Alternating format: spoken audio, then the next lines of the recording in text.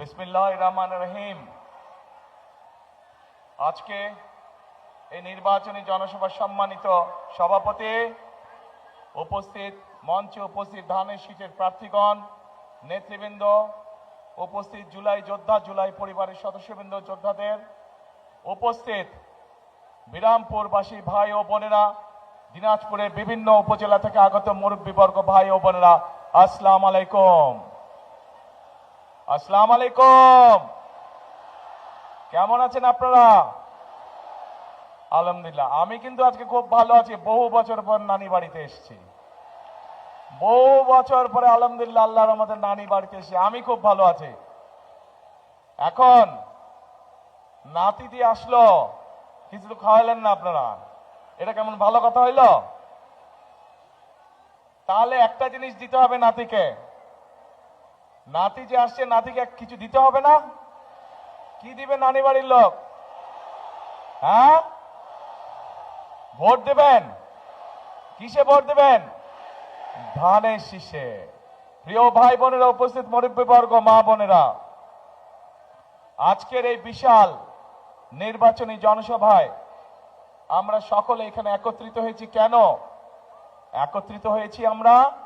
এই যে সামনের 12 তারিখে যে নির্বাচন অনুষ্ঠিত হবে, সেই নির্বাচনে বহু বছর পরে এই বাংলাদেশের মানুষ তাদের রাজনৈতিক অধিকার প্রয়োগ করবে। এই যে বললাম, এই মঞ্চের পাশে 13টি পরিবারের সদস্য এখানে বসে আছে। এই মানুষগুলোর স্বজনরা এই অধিকার অর্জনের জন্য, বাংলাদেশের মানুষের অধিকার অর্জনের জন্য নিজের জীবন উৎসর্গ করেছিল। গত 16 বছরে আমাদের বহু নেতাকর্মী অত্যাচার নির্যাতনের শিকার হয়েছিল বাংলাদেশের মানুষের এই রাজনৈতিক অধিকার অর্জনের জন্য। আজ আমাদের সামনে এই আল্লাহর রহমতে এই সুযোগ এসেছে। আজ আল্লাহর রহমতে আমাদের সামনে এই সুযোগ এসেছে। আজকে আমরা এই এলাকার যত মানুষ আছে, সে মুসলমান হোক, হিন্দু হোক, আদিবাসী হোক, খ্রিস্টান হোক, বৌদ্ধ হোক, সকলে মিলে আজকে 12 তারিখে আমরা এই আগামী 12 তারিখে আমরা আমাদের রাজনৈতিক অধিকার প্রয়োগ করব। এখন প্রিয় ভাই বোনেরা, এই যে রাজনৈতিক অধিকার প্রয়োগ করব, শুধু ভোট দিলেই হবে না। এই নির্বাচন হতে হবে। আমাদের আরেকটি লক্ষ্য বা উদ্দেশ্য আছে এই নির্বাচনের। কি সেটি? সেটি হলো দেশ পুনর্গঠনের নির্বাচন। বিগত 16-17 বছর ধরে এই এলাকা সহ, দিনাজপুর এলাকা সহ, সমগ্র উত্তরাঞ্চল সহ সমগ্র বাংলাদেশের মানুষকে তাদের অধিকার থেকে বঞ্চিত করা হয়েছিল। তাদেরকে তাদের ন্যায্য অধিকার থেকে বঞ্চিত করা হয়েছিল। সমগ্র বাংলাদেশে বঞ্চিত করা হয়েছিল। তরুণ সমাজ, যুবক সমাজের নারীদের অধিকার থেকে নারীদেরকে বঞ্চিত করা হয়েছিল। তরুণ সমাজ, যুবক সমাজের সদস্য, তাদের কর্মসংস্থানের ব্যবস্থা ঠিক মতন করা হয়নি। এলাকার ঠিক মতন উন্নয়ন করা হয় নাই। মিল ফ্যাক্টরি স্থাপন করা হয় নাই। বাংলাদেশের ভবিষ্যৎ সন্তান যারা, তাদের শিক্ষার ব্যবস্থা ঠিকভাবে করা হয় নাই। এলাকার রাস্তাঘাটে ঠিকভাবে পুনর্নির্মাণ করা হয় নাই, মেরামত করা হয় নাই। হাসপাতালগুলোতে ঠিক মতন ডাক্তারের ব্যবস্থা করা হয় নাই। স্কুল কলেজগুলোতে ঠিক মতন শিক্ষকদের ব্যবস্থা করা হয় নাই। প্রিয় ভাই বোনেরা, এই অবস্থার পরিবর্তন করতে হবে। আপনারা কি অবস্থার পরিবর্তন করতে চান? তাহলে প্রিয় ভাই বোনেরা, আমরা অতীতে দেখেছি ধানের শীষ যতবার দেশ পরিচালনার দায়িত্বে ছিল, ধানের শীষ চেষ্টা করেছে যে এলাকার উন্নয়ন করতে, স্কুল কলেজ, রাস্তাঘাট, মসজিদ, মাদ্রাসা নির্মাণের চেষ্টা করেছে। ধানের শীষ চেষ্টা করেছে কিভাবে নারীদের শিক্ষার ব্যবস্থা করা যায়। ধানের শীষ চেষ্টা করেছে কিভাবে বেকারদের কর্মসংস্থানের ব্যবস্থা করা যায়। প্রিয় ভাই বোনেরা, এই দিনাজপুর অঞ্চলকে সমগ্র বাংলাদেশ জানে কৃষি প্রধান দেশ হিসাবে, কৃষি প্রধান এলাকা হিসাবে, তাই তো নাকি? এখন এই কৃষি প্রধান যে অঞ্চল, কৃষি প্রধান যে এলাকা, এই এলাকায় আমরা চাই কৃষির সাথে সম্পর্কিত শিল্প গড়ে তুলতে ধীরে ধীরে, যাতে করে কৃষির সাথে, যেমন এই এলাকার লিচু বিখ্যাত, বাংলাদেশ বিখ্যাত, জগৎ বিখ্যাত এলাকার লিচু, কিন্তু এই লিচুকে প্রক্রিয়াজাতকরণের মাধ্যমে আমরা বিদেশে রফতানি করতে পারবো, কিন্তু সেইটা এখনো করা সম্ভব হয়নি। কিন্তু 12 তারিখের নির্বাচনে ইনশাল্লাহ বিএনপি জয়যুক্ত হলে, ধানের শীষ জয়যুক্ত হলে আমরা চাই এই দিনাজপুরের লিচুকে আমরা যাতে বিদেশে পাঠাতে পারি, হিমাগারে ঠিকভাবে রাখতে পারি, সেই পদক্ষেপ আমরা নিতে চাই। প্রিয় ভাই বোনেরা, এই এলাকার কাঠারিভোগ চাল জগৎ বিখ্যাত, এই এলাকার কাঠারিভোগ চাল, এই চালকে আমরা পৃথিবীর আনাচে কানাচে রফতানির মাধ্যমে পৌঁছে দিতে চাই। আপনারা কি চান? ইনশাল্লাহ আমরা সেই কারখানা এখানে তৈরি করতে চাই। লিচুর জন্য আমরা লিচু যাতে প্রক্রিয়াজাতকরণের মাধ্যমে সারা পৃথিবীতে পৌঁছে দেওয়া যায়, সেটির কারখানা আমরা এখানে তৈরি করতে চাই। প্রিয় ভাই বোনেরা, এই এলাকায় শুধু রফতানিমুখী বা শিল্প স্থাপন করলেই হবে না। আমাদের এলাকায়, এই এলাকায় বহু তরুণ যুবক আছে, যুবক আছে, যুব সমাজের সদস্য আছে, তাদের শিক্ষার আলো আছে, কিন্তু তাদের কর্মসংস্থান নেই। আমরা চাই এই এলাকায় বিভিন্ন রকম ভোকেশনাল এবং ট্রেনিং ইনস্টিটিউট তৈরি করতে, যার মাধ্যমে এই এলাকার ছেলে মেয়েদেরকে আমরা বিভিন্ন বিষয়ে ট্রেনিং দিতে চাই। বিদেশি ভাষা শিক্ষা দিতে চাই আমরা, যার মাধ্যমে তারা দেশেই হোক বিদেশেই হোক কর্মসংস্থান করতে পারে, নিজেদের কর্মের ব্যবস্থা করতে পারে। কি ভাই, এটি কি করব আমরা? এই ভোকেশনাল ট্রেনিং ইনস্টিটিউট করব? আচ্ছা, যদি করতে বলতে হবে তো ভাই কি করব? আমি তো বলছি করব, আপনাদের যদি বলেন চাই, তখন ইনশাল্লাহ আমরা করব। চাই ইনশাল্লাহ।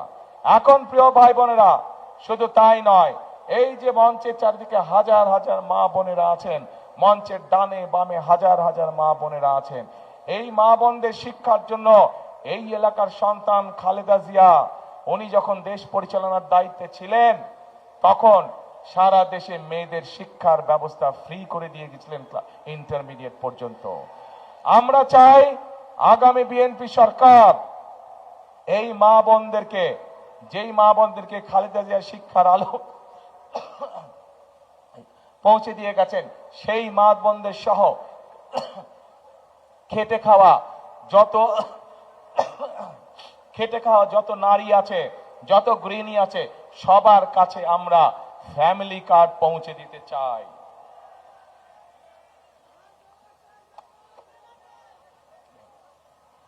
সকল মা বোনদের কাছে আমরা ফ্যামিলি কার্ড পৌঁছে দিতে চাই, এবং এই ফ্যামিলি কার্ডের মাধ্যমে আমরা প্রতি মাসে মা বোনদের কাছে সরকার থেকে একটি নির্দিষ্ট পরিমাণ সহযোগিতা পৌঁছে দিতে চাই, যার মাধ্যমে তারা অর্থনৈতিকভাবে ধীরে ধীরে স্বাবলম্বী হয়ে উঠতে পারে। প্রিয় ভাই বোনেরা, আমরা সিদ্ধান্ত গ্রহণ করেছি এই এলাকা সহ সমগ্র বাংলাদেশী কৃষি প্রধান দেশ, একটি সমগ্র বাংলাদেশ, কিন্তু দিনাজপুর অঞ্চল কৃষি প্রধান অঞ্চল। সেই জন্য আমরা সিদ্ধান্ত গ্রহণ করেছি যে যে সকল কৃষকের 10,000 টাকা পর্যন্ত কৃষি ঋণ আছে, তাদেরকে সেই 10,000 টাকা পর্যন্ত কৃষি ঋণ সুদ সহ আগামী বিএনপি সরকার মওকুফ করে দিতে চায়। 10,000 টাকা পর্যন্ত সুদের এবং ঋণ কৃষক ভাইদেরকে শোধ করতে হবে না, সেটি আপনাদের হয়ে সরকার সম্পূর্ণভাবে সেটা মওকুফ করে দিবে। শুধু তাই নয় প্রিয় ভাই বোনেরা, এই অঞ্চলের বহু মানুষ বিভিন্ন রেজিস্টার্ড এনজিওর কাছ থেকে ক্ষুদ্র ক্ষুদ্র ঋণ গ্রহণ করেছে নিজের জীবনযাপন সংসার চালানোর জন্য, করেছেন না? এই ক্ষুদ্র ঋণও আমরা সরকারের পক্ষ থেকে শোধ করে দিতে চাই। এই ক্ষুদ্র ঋণের বোঝা আমরা চাই না আমাদের এলাকার মানুষ বহন করুক। প্রিয় ভাই বোনেরা, মা বোনদের হাতে যেরকম আমরা ফ্যামিলি কার্ড পৌঁছে দিতে চাই, ঠিক একইভাবে কৃষক ভাইদের হাতে আমরা কৃষি কার্ড পৌঁছে দিতে চাই, যেই কৃষি কার্ডের মাধ্যমে কৃষক ভাইরা তাদের ঋণ পেতে সুবিধা হবে। যেই কৃষক কার্ডের মাধ্যমে আমরা কৃষক ভাইদের কাছে তাদের যে পরিমাণ জমি, সেইটি হিসাব করে আমরা তাদের কাছে তাদের প্রয়োজনীয় বীজ, সার, কীটনাশক পৌঁছে দিতে চাই, যাতে করে তাদেরকে অন্যের পেছনে পেছনে ঘুরতে না হয়। সরাসরি সরকারের পক্ষ থেকে সরাসরি কৃষক ভাইদের কাছে তাদের সহযোগিতা পৌঁছে যাবে, যার ফলে ধীরে ধীরে কৃষক ভাইদের অর্থনৈতিক মেরুদণ্ড মজবুত হবে ইনশাআল্লাহ। প্রিয় ভাই বোনেরা, আমরা চাই এই এলাকা সহ সমগ্র বাংলাদেশে এক শ্রেণীর মানুষ আছে যারা জীবন থেকে মৃত্যু পর্যন্ত আমাদের সঙ্গে থাকেন, জীবনের বাঁকে বাঁকে বিভিন্ন বিপদে আপদে আমাদেরকে পরামর্শ দিয়ে থাকেন। কারা তারা? তারা হচ্ছেন আমাদের মসজিদ মক্তবের খতিব সাহেবরা, ইমাম সাহেবরা, মুয়াজ্জিম সাহেবরা সহ অন্যান্য ধর্মের ধর্মীয় গুরু যারা আছেন তারা, এইসব ধর্মীয় ব্যক্তিত্ব। আমরা চাই সরকারের পক্ষ থেকে এইসব ধর্মীয় ব্যক্তিরা যাতে সম্মানের সঙ্গে বাস করতে পারেন, সেই জন্য সরকার থেকে আমরা প্রতি মাসে তাদের জন্য একটি সম্মানের ব্যবস্থা করতে চাই, যাতে তারা সম্মানের সঙ্গে জীবন যাপন করতে পারেন। প্রিয় ভাই বোনেরা, আমরা চাই আমাদের মা বোনরা, শিশুরা, সন্তানরা ঘরে বসে ছোটখাটো অসুখ বিসুখের চিকিৎসা যাতে ঘরে বসেই হতে পারে, সেই জন্য সমগ্র বাংলাদেশে পর্যায়ক্রমিকভাবে আমরা 1 লক্ষ হেলথ কেয়ারার নিযুক্ত করতে চাই। তাদের কাজ হবে গ্রামে গ্রামে ঘরে ঘরে গিয়ে মা বোনদেরকে, শিশুদেরকে যে সকল অসুখ বিসুখ ঘরে বসে ঠিক করে দেওয়া যায়, হাসপাতালে যাওয়ার প্রয়োজন হয় না, সে মা বোনদেরকে সেই চিকিৎসা সুবিধা তাদেরকে ঘরে পৌঁছে দিতে চায়। এখন প্রিয় ভাই বোনেরা, একই সাথে আমরা আমাদের শিক্ষকদেরকে আমরা বিভিন্ন প্রকার ট্রেনিং দিতে চাই, যাতে করে শিক্ষকরা সঠিকভাবে আমাদের শিশুদেরকে, সন্তানদেরকে সঠিকভাবে শিক্ষা প্রদান করতে পারেন। এই জন্য প্রাইমারি স্কুল সহ সেকেন্ডারি স্কুলে, হাই স্কুলে যে শিক্ষক আছে, ধীরে ধীরে পর্যায়ক্রমিকভাবে প্রত্যেক শিক্ষকের কাছে আমরা একটি করে কম্পিউটার পৌঁছে দিতে চাই, যেই কম্পিউটারের মাধ্যমে তারা নিজেরা ট্রেনিং প্রাপ্ত হবেন এবং যেই কম্পিউটারের মাধ্যমে তারা তাদের শিক্ষার্থীদেরকে তারা শিক্ষা দিতে পারবেন। এখন প্রিয় ভাই বোনেরা, এই যে আমি আপনাদের সামনে আগামী 12 তারিখের নির্বাচনে আপনারা কি করবেন আসছি সেই কথায়। এই যে আমি 12 তারিখে নির্বাচনের আগে 12 তারিখে আমরা যদি নির্বাচিত হই ইনশাআল্লাহ আপনাদের দোয়ায়, আল্লাহর রহমতে, তাহলে আমরা কিভাবে দেশের মানুষের জন্য কাজ করব, কিভাবে দেশ পরিচালনা করব, কিভাবে মানুষের ভাগ্যের পরিবর্তন করতে চাই, তার সংক্ষিপ্ত পরিকল্পনা আপনাদের সামনে তুলে ধরেছি। সবাই কি পরিকল্পনাগুলো কম বেশি শুনেছেন? কি ভাইরা শুনেছেন? আচ্ছা, এখন প্রিয় ভাই বোনেরা, পরিকল্পনা তো আরো আছে। এই এলাকার মানুষের আরেকটি বিরাট চাহিদা আছে, বিশেষ করে এই পুরা গ্রেটার দিনাজপুর, রংপুর সহ, সেটি হচ্ছে তিস্তা ব্যারেজ। দিনাজপুর অঞ্চলেরও বহু অঞ্চল আছে, দিনাজপুর জেলারও, যারা তিস্তা ব্যারেজের উপকারিতা পেয়ে থাকেন বা অতীতে পেয়েছেন। আমরা এই তিস্তা ব্যারেজ মহাপরিকল্পনা আবার চালু করতে চাই, যার ফলে এই তিস্তা ব্যারেজ যদি ইনশাল্লাহ চালু হয়, তাহলে এই উত্তরাঞ্চলের মানুষের পানির কষ্ট লাঘব হবে। এখন প্রিয় ভাই বোনেরা, এই সংক্ষেপে এই হচ্ছে আমাদের বিএনপি ধানের শীষের পরিকল্পনা। আগামী দিন আমরা কিভাবে দেশকে পরিচালনা করব। এখন প্রিয় ভাই বোনেরা, কিন্তু দেশকে যদি সামনের দিকে এগিয়ে নিয়ে যেতে হয়, তাহলে জনগণের, এই দেশের যারা মালিক, সেই মালিকের সহযোগিতা ছাড়া, সমর্থন ছাড়া এটি সম্ভব নয়। আমার জানতে ইচ্ছা করছে, এই দেশের মালিক কারা? এই দেশের মালিক? যে জনগণ। এই যে আপনারা লক্ষ লক্ষ মানুষ সামনে দাঁড়িয়ে আছেন, আপনারা হচ্ছেন এই দেশের মালিক। এখন এই দেশের মালিকের কাছে আমি জানতে চাই যে, প্রিয় মালিক, এই দেশের বাংলাদেশের মালিক, একটি রাজনৈতিক দল হিসাবে আমরা আপনাদের সামনে পরিকল্পনা উপস্থাপন করেছি কি করতে চাই। মালিকের কাছে আমি এখন জানতে যাচ্ছি যে আপনাদের কি পরিকল্পনা 12 তারিখে? পরিকল্পনা কি নিয়েছেন? আপনারা কি করবেন 12 তারিখে? কি করবেন বুঝি না। কি ধানের শেষ?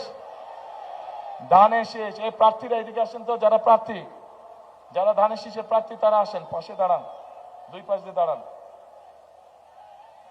হ্যাঁ হ্যাঁ দাঁড়ান। হ্যাঁ, 4 জন কেন? আচ্ছা, এই যে আমার দুই পাশে 4 জন ধানের শীষের প্রার্থী দাঁড়িয়ে আছে। আক্তার সাহেব দাঁড়িয়ে আছে, জাহাঙ্গীর দাঁড়িয়ে আছে, জাহিদ সাহেব দাঁড়িয়ে আছে, জামান দাঁড়িয়ে আছে। এই মানুষগুলোর হাতে আমরা ধানের শীষ তুলে দিয়েছি, দেখতে পাচ্ছেন? এই মানুষগুলোকে আমরা দায়িত্ব দিয়েছি, এই দিনাজপুর অঞ্চলের উন্নয়নের দায়িত্ব দিয়েছি। কিন্তু 12 তারিখে যদি আপনারা আপনাদের পরিকল্পনা সফল করেন, তাহলেই এদের পক্ষে সম্ভব এই এলাকার মানুষের প্রতি দায়িত্ব পালন করা। প্রিয় ভাই বোনেরা, প্রিয় মুরব্বীবর্গ, প্রিয় মা বোনেরা, আমরা কি এদেরকে আপনাদের কাছে ছেড়ে দিতে পারি? এদের দায়িত্ব কি আপনাদের হাতে দিতে পারি 12 তারিখ পর্যন্ত? ইনশাআল্লাহ। তাহলে 12 তারিখে এই 4 ব্যক্তি, এই যে সামনে আদিবাসী ভাই বোনেরা বসে আছেন সহ এখানে সকল ধর্মের ভাই বোনেরা, বহু ধর্মের ভাই বোনেরা বসে আছেন, আপনাদের সকলের কাছে আমি এই 4 ব্যক্তি সহ আমাদের আরো 2 জন তারা আসতে পারেননি, তাদেরকে আপনাদের কাছে আমি দিয়ে গেলাম। 12 তারিখ পর্যন্ত আপনারা এই মানুষগুলোকে ইনশাআল্লাহ দেখে রাখবেন। 13 তারিখ থেকে ধানের শীষ বিজয় হওয়ার পরে এদের দায়িত্ব হচ্ছে প্রতিদিন আপনাদেরকে দেখে রাখা, এই এলাকার উন্নয়নকে দেখে রাখা, এই 4 ব্যক্তির দায়িত্ব। ঠিক আছে তো? ইনশাআল্লাহ। বসেন আপনার কথা। প্রিয় ভাই বোনেরা, প্রথমেই বক্তব্যের শুরুতে প্রথমেই বলেছি যে এটি কিন্তু আজকে আমার খুব ভালো লাগছে, কারণ আমি নানি বাড়িতে এসেছি। কিন্তু নানি বাড়িতে কিন্তু আপনারা আমাকে বললেন দিবেন, কি দিবেন? ভোট দিবেন। আরেকটা কথা, এই দিনাজপুর অঞ্চলের প্রধান ফসল কি? কে? তাহলে তো ভাই এই অঞ্চলের প্রধান ফসল যখন ধান, সেই ধানের জন্যই তো আমি আপনাদের কাছে সমর্থন চাইছি, সেই ধানের পক্ষেই তো আমি সমর্থন চাইছি। কাজেই দিনাজপুরের মানুষের প্রধান ফসল ধান, আর আমাদের মার্কা হচ্ছে ধান বা ধানের শীষ। প্রিয় ভাই বোনেরা, প্রিয় মা বোনেরা, আসুন আজকে আমাদের এই জনসভার প্রতিজ্ঞা হোক, আজকে আমাদের এই জনসভার শপথ হোক দেশ গঠনের শপথ, রাষ্ট্র পুনর্নির্মাণের শপথ, রাষ্ট্র পুনর্গঠনের শপথ। আমরা চাই সেই রকম একটি বাংলাদেশ, যেই বাংলাদেশে আমার মা বোনেরা সন্ধ্যার পরেও নিরাপদে রাস্তায় চলাচল করতে পারবে, যেই বাংলাদেশে আমার ভাইয়েরা যে কোনো সময় নিরাপদে থাকতে পারবে, নিরাপদে চাকরি বাকরি করতে পারবে, নিরাপদে বসবাস করতে পারবে, নিরাপদে নিশ্চিন্তে রাত্রে ঘরে ঘুমাতে পারবে। যে বাংলাদেশে আমরা মুসলমান হই, আমরা হিন্দু হই, আমরা আদিবাসী হই, আমরা খ্রিস্টান হই, আমরা বৌদ্ধ হই, আমাদেরকে সকলকে বিচার করা হবে আমাদের যোগ্যতা এবং মেধার ভিত্তিতে। আমাদের পরিচয় আমাদের ধর্ম নয়, আমাদের পরিচয় আমাদের জাতে, আমাদের পরিচয় হবে আমাদের মেধা দিয়ে, আমাদের পরিচয় হবে আমাদের যোগ্যতা দিয়ে। আমরা এই রকম একটি বাংলাদেশ গড়তে চাই। এখন প্রিয় ভাই বোনেরা, উপস্থিত মা বোনেরা, আপনারা কি আমার সাথে আছেন সেই বাংলাদেশ গড়তে? কারা কারা আছেন আমার সাথে সেই বাংলাদেশ গড়তে? আসুন তাহলে, আসুন আমরা সেই বাংলাদেশ গড়ে তুলি যে বাংলাদেশের জন্য 1971 সালে মুক্তিযোদ্ধারা জীবন উৎসর্গ করেছেন। আমরা সেই বাংলাদেশ গড়ার কাজে হাত দেই, যেই বাংলাদেশের প্রত্যাশার সেই বাংলাদেশ, যেই বাংলাদেশের জন্য জুলাইয়ের গণ অভ্যুত্থানে জুলাই শহীদরা নিজের জীবনকে উৎসর্গ করেছেন। আসুন আমরা সেই বাংলাদেশ গড়ে তুলি। আমরা অনেক আন্দোলন করেছি গণতন্ত্র উদ্ধারের জন্য, গণতন্ত্রের উদ্ধারের পথ ধীরে ধীরে আমাদের সামনে উপস্থিত হয়েছে। এখন গণতন্ত্রকে প্রতিষ্ঠিত করার মাধ্যমে আমাদের পরবর্তী কাজ হবে এই দেশকে পুনর্গঠন করা। প্রিয় ভাই বোনেরা, আজ এই নির্বাচনী জনসভায় আমি হয়তো আমার প্রতিপক্ষ সম্পর্কে, রাজনৈতিক প্রতিপক্ষ সম্পর্কে আপনাদের সামনে অনেক কথা বলতে পারতাম, কিন্তু আমি যদি মানুষ সম্পর্কে গীবত করি, রাজনৈতিক প্রতিপক্ষ সম্পর্কে বকাবকি করি, তাতে কি জনগণের কোনো উপকার হবে? জনগণের কোনো উপকার হবে না। জনগণের উপকার তখনই হবে যখন একটি রাজনৈতিক দল হিসাবে আমরা জনগণের জন্য এবং দেশের জন্য সঠিক পরিকল্পনা গ্রহণ করতে পারবো। জনগণের জন্য তখনই ভালো হবে, দেশের জন্য যখনই ভালো হবে যখন আমরা জনগণের সমর্থন নিয়ে, জনগণের সহযোগিতা নিয়ে, জনগণের ভোট নিয়ে আমরা দেশ গঠনের কাজে হাত দিব, তখনই জনগণের ভাগ্যের পরিবর্তন হবে।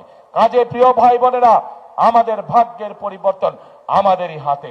আমরা যদি পরিশ্রম করি, আমরা যদি ঐক্যবদ্ধ থাকি, আমরা যদি একসাথে থাকি, ইনশাল্লাহ আমাদের সেই প্রত্যাশিত বাংলাদেশ আমরা গড়ে তুলতে পারবো। 1971 সালে দেশে যখন যুদ্ধ শুরু হয়েছিল তখন কিন্তু আমরা দেখিনি কে মুসলমান, কে হিন্দু, কে বৌদ্ধ, কে খ্রিস্টান, কে আদিবাসী। আমরা সকলে একসাথে কাঁধে কাঁধ মিলিয়ে এই দেশকে স্বাধীন করার জন্য যুদ্ধ করেছিলাম। ঠিক একইভাবে জুলাইয়ের গণ অভ্যুত্থানে আমরা দেখিনি কে আদিবাসী, কে হিন্দু, কে মুসলমান, কে বৌদ্ধ, কে খ্রিস্টান। আমরা সকলে কাঁধে কাঁধ মিলিয়ে রাজপথে নেমে এসেছিলাম এবং স্বৈরাচারকে এই দেশ থেকে বিতাড়িত করেছিলাম। প্রিয় ভাই বোনেরা, আজ বাংলাদেশ জাতীয়তাবাদী দল বিএনপির পক্ষ থেকে পরিষ্কার ভাবে আমি একটি কথা বলতে চাই, আমরা সকল ধর্মের মানুষকে সাথে নিয়ে শান্তিতে বসবাস করতে চাই এই বাংলাদেশে। আমরা সকল ধর্মের মতের মানুষকে সাথে নিয়ে আমাদের আগামী দিনের প্রত্যাশিত বাংলাদেশকে ধীরে ধীরে গড়ে তুলতে চাই। কাজেই সেই প্রত্যাশিত বাংলাদেশকে যদি গড়ে তুলতে হয় আমাদেরকে ঐক্যবদ্ধ থাকতে হবে। সেই প্রত্যাশিত বাংলাদেশকে যদি গড়ে তুলতে হয় আমাদের মধ্যে কোনো বিভেদ রাখা যাবে না। সেই প্রত্যাশিত বাংলাদেশকে যদি গড়ে তুলতে হয় আমাদেরকে দেশের বিরুদ্ধে, জনগণের অধিকার প্রতিষ্ঠার বিরুদ্ধে যারা ষড়যন্ত্র করছে তাদের বিরুদ্ধে আমাদেরকে সতর্ক এবং সজাগ থাকতে হবে। প্রিয় ভাই বোনেরা, আজ সময় এসেছে আমাদেরকে ঐক্যবদ্ধ হতে হবে, আমাদেরকে আমাদের প্রত্যাশিত বাংলাদেশ গড়তে হবে, আমাদেরকে পরিশ্রম করতে হবে। পৃথিবীর অন্য যে সকল উন্নত দেশ আছে তারা যদি পরিশ্রম করে তাদের দেশকে গড়ে তুলতে পারে তাহলে আমরা কেন বাংলাদেশের মানুষ আমাদের দেশকে গড়ে তুলতে পারবো না? সেই জন্যই আমি একটি কথা বলি, কথাটি আপনারা ভাই বোনেরা সকলেই শুনেছেন। আমি আপনাদের সকলকে অনুরোধ করব, আসুন এটাই হোক আমাদের প্রতিজ্ঞা, এটাই হোক আমাদের শপথ। কি সেটা?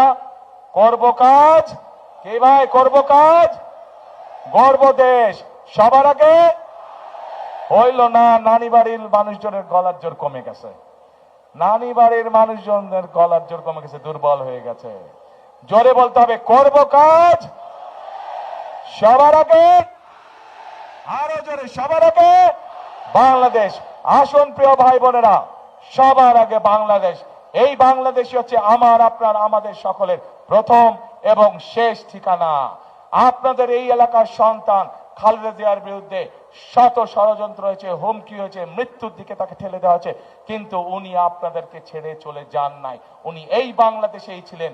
খালেদা জিয়া আপনাদেরই সন্তান, আপনাদেরই এই এলাকার মেয়ে। সেই খালেদা জিয়া বলে গিয়েছেন বাংলাদেশই আমার প্রথম ঠিকানা, বাংলাদেশই আমার শেষ ঠিকানা। তাই আসুন খালেদা জিয়ার সেই কথাই হোক আমাদের জীবনের সবচেয়ে বড় লক্ষ্য এবং উদ্দেশ্য। বাংলাদেশই হোক আমাদের প্রথম ঠিকানা, বাংলাদেশই হোক আমাদের শেষ ঠিকানা। আল্লাহ হাফেজ। বাংলাদেশ জিন্দাবাদ। বাংলাদেশ জাতীয়তাবাদী জিন্দাবাদ।